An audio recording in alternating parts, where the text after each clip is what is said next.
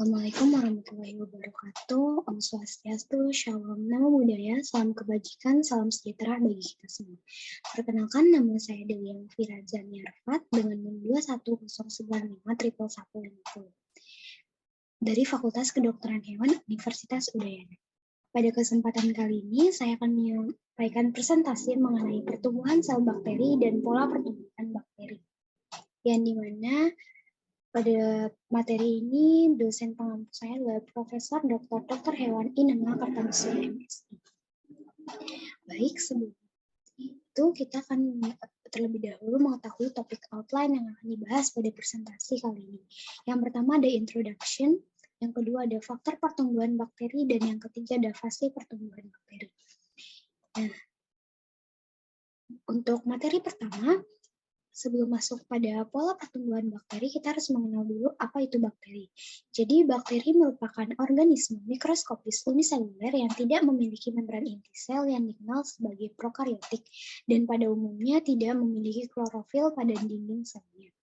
Kemudian, karakteristik dari bakteri yang pertama tidak berklorofil, bentuknya bervariasi, tidak punya membran inti, ukuran 1-5 mikron, hidup sebagai parasit, kosmopolit, dan patogen yang bersifat uniseluler.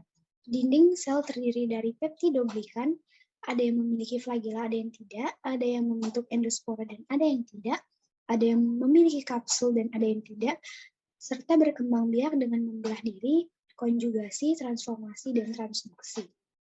Nah, apa sih itu pertumbuhan?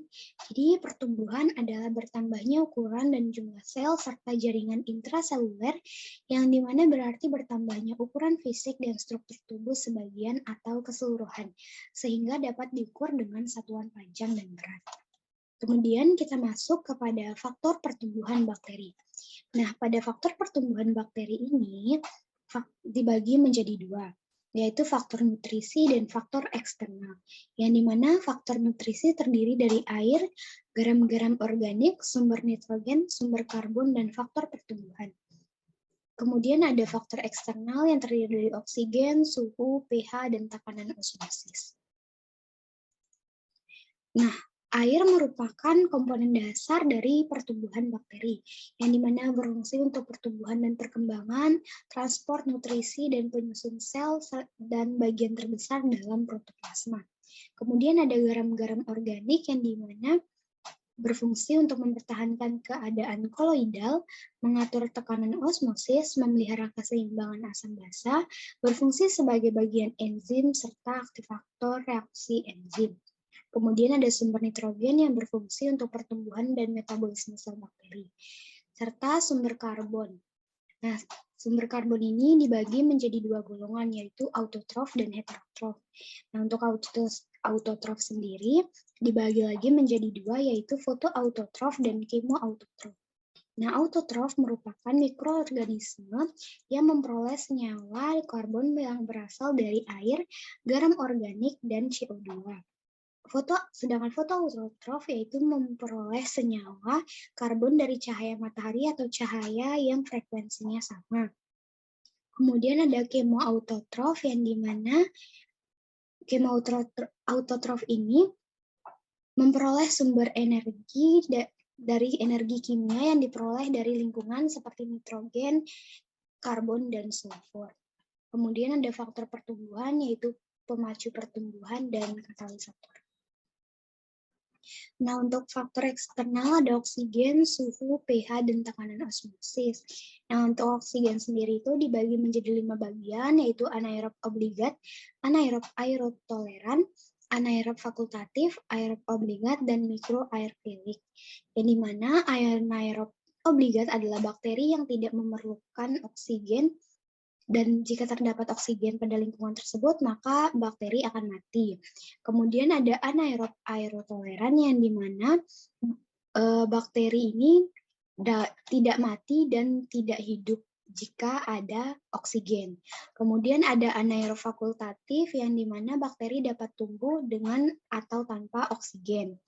Kemudian ada aeroobligat yang dimana pada ini bakteri dapat tumbuh pada keadaan mutlak dengan oksigen.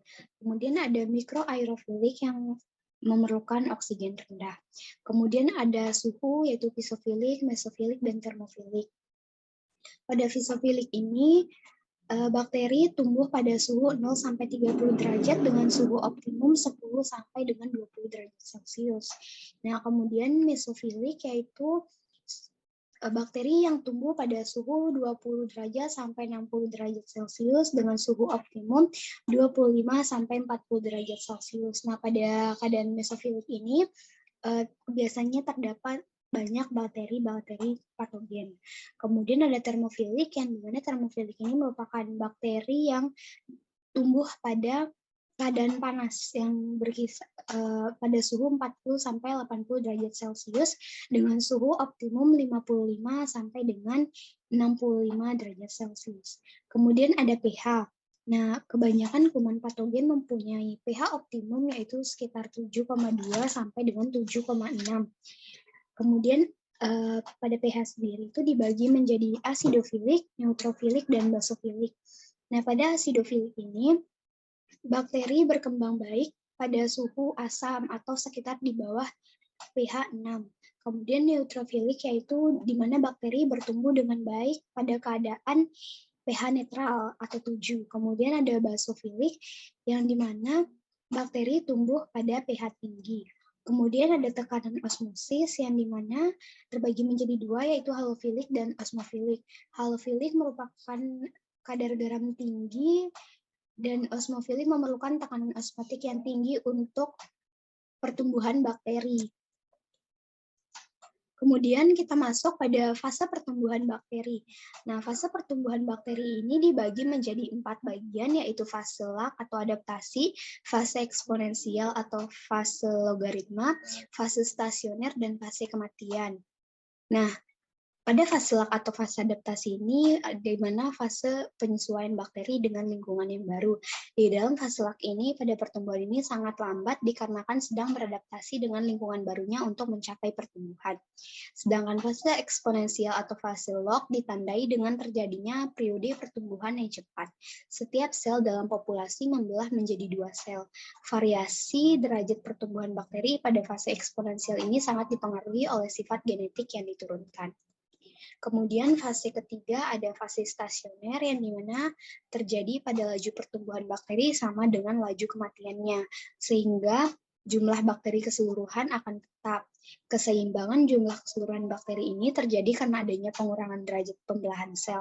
Hal ini disebabkan oleh kadar nutrisi yang berkurang dan terjadi akumulasi produk toksis sehingga mengganggu pembelahan sel. Kemudian ada fase kematian, yaitu fase di mana ditandai dengan peningkatan laju kematian yang melampaui laju pertumbuhan sehingga secara keseluruhan terjadi penurunan populasi bakteri. Baik, sekian yang dapat saya sampaikan pada presentasi kali ini. Kurang lebihnya saya mohon maaf. Saya tutup dengan Paramasanti. Om Santi Santi Om. Assalamualaikum warahmatullahi wabarakatuh.